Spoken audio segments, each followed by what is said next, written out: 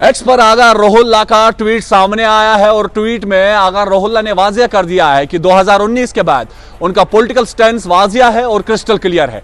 2019 के बाद आगा रोहुल्ला जब लोगों से मिले, खासकर इलेक्शन के टाइम पे जब वो नेशनल कॉन्फ्रेंस के लिए एक स्टार कैंपेनर की तरह नॉर्थ से लेके साउथ गए, साउथ से लेके नॉर्थ गए, खासकर आगा रोहुल्ला जब भी लोगों से मिले तो उनने लोगों से जो भी वादे किए, लोगों से जो भी प्रोमिस किए, आगा रोहुल्ला उनको फुलफिल करने की बजाहिर कोशिश में जारी है। आगा रोहुल्ला जब नॉर्थ से लेकर साउथ में नेशनल कॉन्फ्रेंस के लिए एक स्टार कैंपेनर नजर आए, जिसके लिए नेशनल कॉन्फ्रेंस ने जम्मू कश्मीर के अंदर एक भारी अक्सरियत दिखाई और उस भारी अक्सरियत के चलते नेशनल कॉन्फ्रेंस ने अकेले की यहां पे हुकूमत कायम की।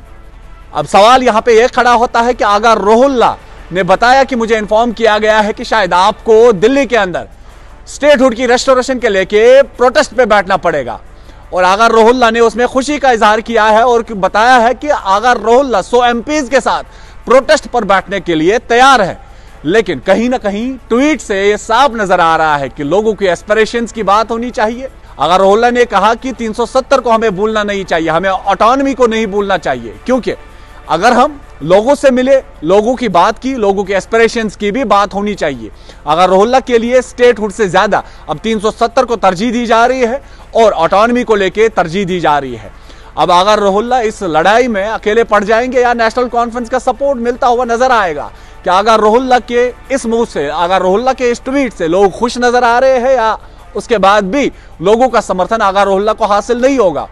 ये बजाहिर है इस ट्वीट से। आगा रोहुल्ला ने ट्वीट में यह भी कहा कि 370 को छीन के और स्टेटहुड को छीन के डिमोशन करके जम्मू कश्मीर के लोगों को गहरे जख्म दिए गए हैं, जो सिर्फ उस चीज से बच सकते हैं कि हमें 370 और स्टेटहुड वापस किया जाए।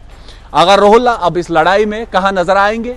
चूंकि अगर रिजर्वेशन पॉलिसी की बात करेंगे, आगा सईद रोहुल्ला महदी गुपकार में सीएम रेजिडेंस के बाहर बाज़ाब्ता तौर पर प्रोटेस्ट पर नजर आए, जिसमें सलमान अली सागर यानी कि नेशनल कॉन्फ्रेंस के एक लीडर ने कहा कि ये नेशनल कॉन्फ्रेंस वहां पे प्रोटेस्ट करते हुए नजर नहीं आ रही थी, बल्कि एक मेंबर ऑफ पार्लियामेंट थे और उसके साथ साथ नेशनल कॉन्फ्रेंस के हरीफ यानी कि नेशनल कॉन्फ्रेंस के जो अपोनेंट्स है वो नजर आए। अब आगा रोहुल्ला के इस मूव को, इस ट्वीट को किस तरह से लोग देखते हैं? क्या लोगों का समर्थन, लोगों का सपोर्ट आगा रोहुल्ला को मिलता हुआ नजर आएगा?